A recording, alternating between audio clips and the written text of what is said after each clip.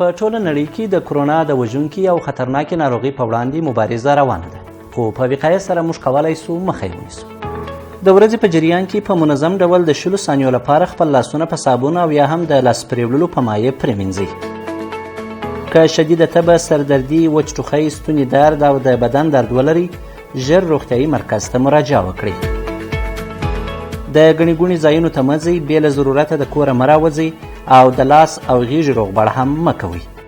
ماسک وکاروئ. د ټوخي او پرنچي پر وخت خوله په دسمال او یا هم خپل څنګل سره پټه کړئ.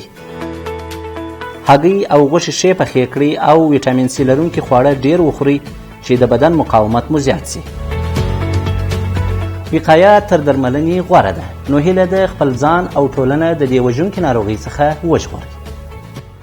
دا پیغام تاسو ته په افغانستان کې د یونیسف ادارې لخوا وړاندې سو.